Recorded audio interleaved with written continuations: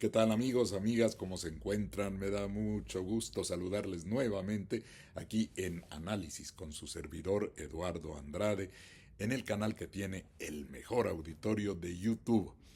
Hoy quisiera referirme a una entrevista que difundió el canal judicial de la Suprema Corte de Justicia en un esfuerzo de propaganda para tratar de obtener apoyos para su posición verdaderamente anticonstitucional al pretender la Suprema Corte de Justicia corregir, enmendar, modificar, dejar de cumplir una reforma constitucional. Y para ello recurrieron a un jurista así muy prestigiado, Luigi Ferrajoli, que ha tenido una influencia, a mi parecer, nefasta en muchos sentidos en cuestiones de constitucionalidad. ¿Por qué razón? Cuando se atreve a opinar respecto de la reforma en México, que está en marcha, dice que va a producir un colapso democrático, así dijo, y un ataque al Estado de Derecho y un colapso a la división de poderes. Y yo empiezo por preguntarme en el caso de los poderes, si no sabe, creo que sí lo sabe el señor Ferrajoli, que la división de poderes implica que dos o más de ellos no se junten en una sola persona o en un cuerpo decisorio. Eso es afectar la división de poderes, que se concentren uno, dos, tres, bueno, dos o más poderes. Debe ser un poder a cada uno de los poderes, valga la repetición. Y no veo cómo el hecho de que haya una elección popular de los juzgadores va a concentrar, porque los poderes seguirán estando separados, el Ejecutivo en su función, el Legislativo en su función y el Judicial en su función. No hay una unificación, no hay una mezcla de los poderes. Lo que hay en el juicio del señor Ferrajoli, contagiado seguramente por quienes le dieron información parcial y equivocada, porque dice el señor Ferrajoli que cómo va a ser que los partidos políticos postulen a quienes quieran ser juzgadores. Pues no sabe cómo es la reforma mexicana, porque aquí los partidos políticos no van a intervenir. Y está haciendo lo mismo que hacen quienes se oponen a este proceso, una proyección, una estimación futura de hechos que no han ocurrido y que no tienen por qué ocurrir. Es un prejuicio político el decir es que eso va a propiciar una concentración porque va a haber influencia sobre los juzgadores al ser electos. Esa es una situación imprevisible, futura, que no se puede asegurar como argumento jurídico. Puede alguien decir es que existe esa posibilidad y otro dirá no, esa posibilidad no existe porque los propios juzgadores que vendrán de la elección popular representando a esa voluntad popular tendrán un compromiso con la Constitución y con el pueblo, no un compromiso con nadie en particular. De modo que trabajar las hipótesis de carácter político que no han ocurrido y que constituyen un temor ideológico, eso sí, propiciado porque quienes no están de acuerdo con la transformación pretenden frenarla por esta vía de carácter judicial indebido, como lo que está pretendiendo hacer la Suprema Corte. Por otro lado, ¿cómo va a ser un colapso democrático el recurrir a la democracia? Hay un proceso democrático, el proceso más conocido en materia democrática y que legitima la función de los poderes es la voluntad popular que se expresa en las urnas. Y Ferrajoli se contradice además, porque por un lado está estimando como antidemocrático el hecho de que sea esa elección popular la que lleve a su cargo a los jueces y los magistrados. Pero por otro lado hace un análisis de legitimidad y dice, la legitimidad de los poderes que tradicionalmente se eligen popularmente, el legislativo y el ejecutivo, sí, esa deriva de la voluntad popular en el voto. Pero la legitimidad de los juzgadores no deriva de ahí, deriva de la solidez de sus sentencias, de la forma como aplican la ley. Me parece que la cultura jurídica del señor Ferrajoli no va unida a una cultura de carácter politológico. Leyendo a Deutsch, por ejemplo, uno sabe que hay diferencias en cuanto a los criterios de legitimidad.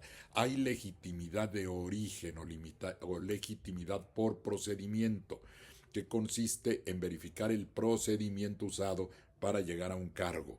Y si es legítimo el hacerlo a los cargos legislativos y ejecutivos por la vía de la elección, ¿por qué no ha de ser legítimo y democrático que se haga también así en el Poder Judicial? Ahí por lo menos hay una falla de lógica muy importante.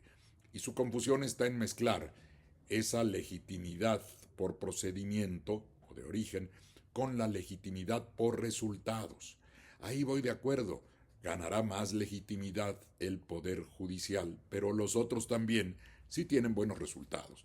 Si la función legislativa satisface los intereses populares, si las decisiones administrativas de la presidenta satisfacen lo que desea la gente, si los jueces satisfacen con su actividad judicial el propósito, el deseo de la impartición de justicia que tiene el pueblo mexicano, entonces habrá legitimidad por resultados, pero mezclar una con otra no tiene razón de ser, salvo para distorsionar el análisis.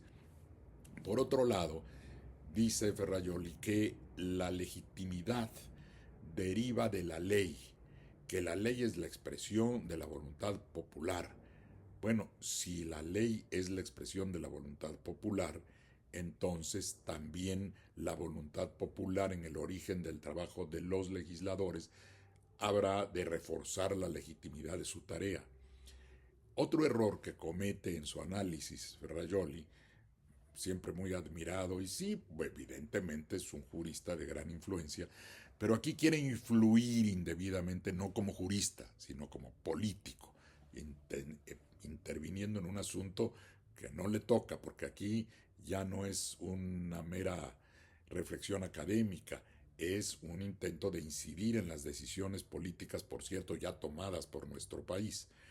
Pero considerando sus puntos de vista, de que la legitimidad de la ley es la que obtiene a través de ella el juzgador, implica lógicamente que se aplique la ley.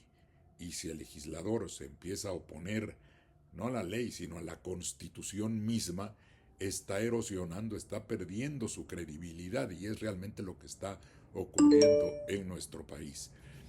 Esta concepción también llena de prejuicios de que la defensa de los derechos humanos es una tarea contramayoritaria, parte de una presunción de que los gobiernos siempre van a estar violando derechos humanos.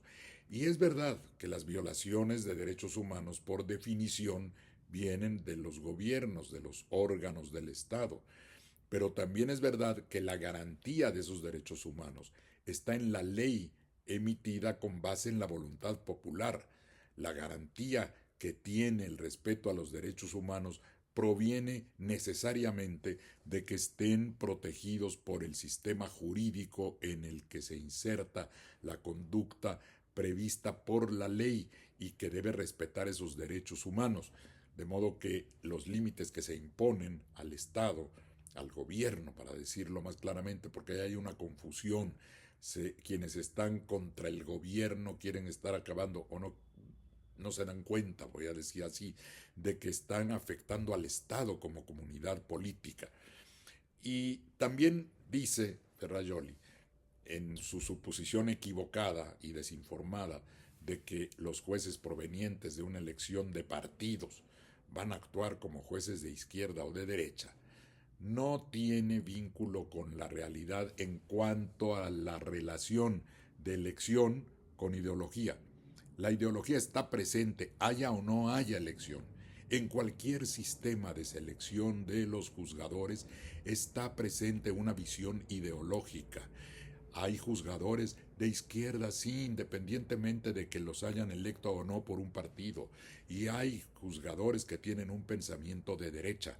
Aquí y en China, bueno, no sé si en China, pero en países como Estados Unidos, que conozco bien el sistema, en España, que tengo estudiado el sistema, ahí los juzgadores son seleccionados, y eso tiene una razón de ser, con motivo de su afinidad con la línea ideológica que ha obtenido legitimidad por la votación popular y que presenta programas que pueden inclinarse hacia la derecha o hacia la izquierda, porque sobre eso es también sobre lo que decide el electorado. Y cuando el juez aplica la ley, tiene siempre la posibilidad de poner una visión con un sentido más popular o más nacionalista sin violarla. Y si tiene posibilidades de interpretación, que siempre las tiene el juzgador, buscará una interpretación más acorde con esa visión del mundo y de la vida que tiene. Y ello no quiere decir que va a recibir instrucciones o que va a recibir órdenes de carácter ideológico o que está sumiso a una voluntad externa. Quiere decir que el juzgador, el poder judicial, tiene que inscribirse democráticamente en un esquema donde, ya sea porque los poderes electos previamente influyen en la toma de decisiones para nombrar juzgadores, como era hasta ahora aquí en México y como es en Estados Unidos y como es en España. El poder en su momento, con legitimidad democrática, busca llevar al poder judicial a aquellos juzgadores que comparten un punto de vista, no de facción, no de partido, sino de tipo moral, ideológico, cultural, y lo hemos vivido en México. Aquí podemos poner dos ejemplos muy claros. El de la llamada ley eléctrica. Cuando los jueces dictaron suspensiones de aplicación de esa llamada ley eléctrica que beneficiaba el despacho prioritario realizado por la CFE de la electricidad que consumimos y que garantizara mejor ese abastecimiento, los jueces, con una ideología de derecha, con un pensamiento neoliberal, dijeron: tengo a la vista en la Constitución dos principios. Uno, que ensalza, que eleva la libre competencia como un valor constitucional.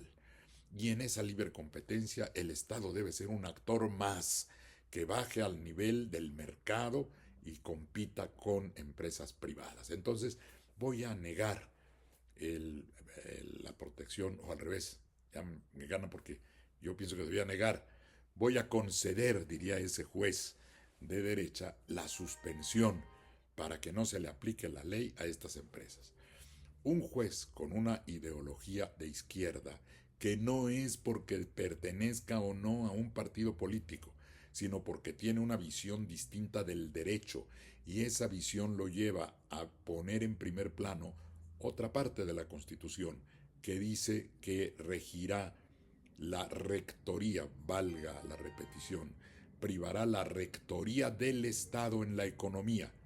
Un juez con ese criterio revisaría el tema y diría: aquí hay un principio constitucional que yo debo atender prioritariamente y no voy a conceder la suspensión de la ley eléctrica a estas empresas, y voy a dejar que sea la empresa pública del Estado la que aprovisione de energía eléctrica de manera prioritaria para garantizar mejor el interés general. Dice la ley de amparo que no se debe conceder la suspensión si se afecta el interés general. Y resulta que un juez de derecha dice es que el darle esta situación de igualdad al Estado con las empresas privadas, eso está bien, eso está en el interés general. Y otro día no, en el interés general está que haya una garantía de la soberanía energética del país y la atención de ese servicio público por parte de una empresa del Estado que tiene un nivel superior y que no tiene por qué bajarse a competir en el mercado como una mercancía más. Es evidente que hay juzgadores con un juicio en un sentido y en otro. En Estados Unidos, lo que decíamos, un presidente republicano va a proponer para la Corte a pensadores conservadores afines a la ideología de los republicanos, y a la inversa, un presidente de Partido Demócrata va a proponer jueces con un pensamiento más liberal. Y eso se sabe por la manera como aplican los juzgadores la ley, o por cómo escribe un autor, un académico, o cómo ha tenido participación previa en las labores de justicia o de procuración de justicia o de administración, otras personas que participan en el servicio público, o bien personas que están en el sector privado y que trabajan para empresas o para despachos y que también tienen distintos enfoques. Habrá quien se dedique más en el área privada a defender a personas necesitadas con un enfoque social y otros que se dediquen a defender los grandes intereses corporativos. Tienen derecho a los dos, pero son dos visiones distintas del derecho. Y siempre hay visiones distintas en el derecho. Nadie puede decir que hay una sola decisión imparcial, justa, absoluta, y que no hay otras. Tan existen diferentes criterios y visiones jurídicas y teorías jurídicas que en los cuerpos colegiados, en los tribunales de varios ministros o magistrados, se dan diferencias de criterio y esa diferencia determina que el criterio que predomine sea el de la mayoría, por cierto. Si fuera un criterio contramayoritario, como dice Ferrajoli, respecto de los derechos humanos, entonces debería estar en primer plano la decisión de la minoría en un pleno como el de la Corte. Y no, cuando hay una diferencia de criterios, cuando hay dos visiones distintas, dos teorías diferentes que se enfrentan, ambas en un territorio de validez constitucional, no que se vayan por encima de la Constitución. En el marco de la Constitución siempre puede haber esta diferencia de criterios. Y cuando se da, entonces habrá un criterio que predomine. Si hay ministros que tienen una ideología más neoliberal, más proempresarial, más individualista, tratarán de encontrar la teoría jurídica que favorezca eso. Y los otros acudirán a teorías de carácter social, nacionalista. ¿Y cuál va a ganar? Pues si la mayoría son de un pensamiento jurídico de derecha, va a ganar ese pensamiento, o a la inversa. De modo que no nos vayamos con la finta, por mucha que sea la fama de un jurista como Ferrajoli, que en este asunto, por ejemplo, les decía de los derechos humanos, pues dice que siempre será contramayoritaria la defensa de los derechos humanos. Al revés, está en el interés de la mayoría la defensa de los derechos humanos. Así deberíamos entenderlo todos, pero hay distintos criterios y ojalá los criterios que imperen en nuestro país eleven los valores de lo social, de lo nacionalista, de la rectoría económica del Estado sobre otros distintos que los han venido desplazando. Muchas gracias por su atención. Próximamente tendremos oportunidad de ampliar nuestros comentarios. Antes de terminar, déjenme decirles, veía yo que a preguntas que me han hecho, y no quiero dejar de responderlas porque se pasa el tiempo, pero espero que juntos compartamos estos minutos con gusto y voy a aprovechar para esta pregunta. Dice, el ministro Lainez dice que en el ámbito legal como internacional existe una figura, justo lo que les decía, contra mayorías, que puede invalidar la decisión que haya tomado la mayoría en una democracia en pos de salvaguardar los derechos de una minoría. Ese es un error de enfoque y es un error totalmente antidemocrático. ¿Por qué razón? Hago una expansión de lo que decía yo al final. Esto de decir que la defensa de los derechos humanos tiene un carácter contramayoritario porque se realiza frente a las acciones del Estado o del gobierno, para ser más preciso, porque el Estado es toda la comunidad nacional. El gobierno es el poder, uno de los elementos del Estado que sí, cuando abusa, daña derechos humanos. Pero no los daña por ser mayoritario o ser minoritario, los daña por ser arbitrario, por no estar cumpliendo con la ley. Y puede igual, en un sistema democrático, puede ser que pese a que la ley ha sido emitida por la decisión del legislador, eventualmente pudiera ocurrir que esa ley fuera contraria a la Constitución. Y entonces el legislador habría rebasado la competencia constitucional que tiene Y el equilibrio vendría no por contramayorías, sino vendría porque para defenderse de él ese abuso en el que hubiera podido incurrir el legislativo, los particulares acudimos al Poder Judicial y el Poder Judicial puede ampararnos, no juzgando si fue una mayoría o fue una minoría, juzgando si la resolución que se tomó es o no contraria a la Constitución. Si empieza por partir de un criterio político, de decir voy a estar contra de esto porque lo tomó la mayoría, entonces estamos mal. Es más, si es imparcial, debe hacer a un lado el asunto de quién lo tomó. Es decir, a ver qué dice la ley. Sí, que esa ley fue aprobada por una mayoría X, eso no me importa. Me importa ver qué dice la ley. Y si lo que dice la ley es correcto, esa mayoría tuvo razón. Si lo que dice la ley es incorrecto, esa mayoría no tiene razón por relación entre lo que hizo y la Constitución, no entre esa y la minoría. O sea, no es un derecho político de las minorías lo que va a defender la Corte, por Dios, es que eso es, bueno, este problema, no es problema, esta discusión, ya la tuve públicamente con Lainez en el evento en donde se hizo, que dicen que no se oyó a la sociedad y ahí estuvo, y al Poder Judicial se le oyó, ahí estuvo el ministro Lainez en Tuxtla, fue una reunión de análisis previa al a la realización de la reforma judicial y ahí tuvimos esta diferencia. Yo le dije, no es un problema de mayorías y minorías. Es más, en una dictadura, un dictador puede violar derechos humanos. Y eso no tiene que ver con un criterio mayoritario a minoritario porque en ese caso claramente no es una mayoría la que tomó la decisión. De modo que no tiene por qué considerar el juez quién fue, si la mayoría o la minoría. Lo que tiene que ver es cuál es la concordancia o no de la ley que está considerando con la Constitución. Ahora bien, el poder constituyente permanente está por encima de los otros tres poderes. El poder constituyente permanente cambia la Constitución. Y le digo con poder constituyente porque lo es, ya lo he explicado en otros programas. Si fabrica, déjenme usar esa expresión, si genera normas constitucionales, pues es constituyente, sea el poder reformador, como también se le llama, o sea el que originalmente lo hizo en 1917.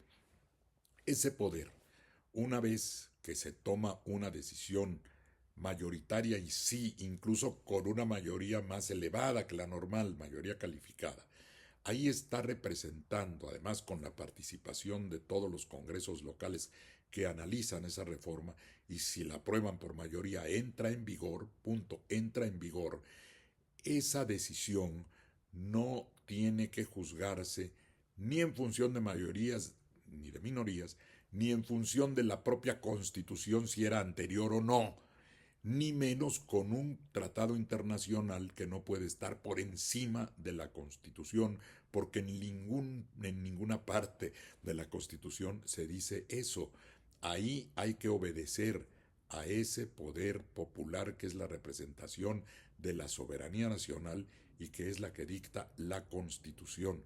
Los poderes que están constituidos, los tres poderes clásicos, tienen que obedecer a la norma constitucional, porque proviene directamente de la voluntad popular que está representada por quienes integran el poder constituyente permanente. No es pues válido decir que la función de los jueces es contramayoritaria. Van a juzgar ahí sí políticamente a la mayoría en relación con la minoría o van a juzgar a una ley con una disposición constitucional para verificar si se atiende a ella, si se atiene, si es congruente la ley con la Constitución o no. Eso es todo. De modo que a mí me parece que es un exceso el insistir en esa idea de la contramayoría, que resulta totalmente antidemocrática. Finalmente, la mayoría es la que define también un criterio judicial. Con el pensamiento contramayoritario, habría que decir, pues hay que estar en contra de esa mayoría de ministros que está tomando una decisión siempre y cuando sea válida y constitucional. porque la mayoría de ministros que ahorita están queriendo violentar la Constitución no tienen derecho a hacer eso, porque no tienen esa facultad. Muchas gracias, hasta la próxima.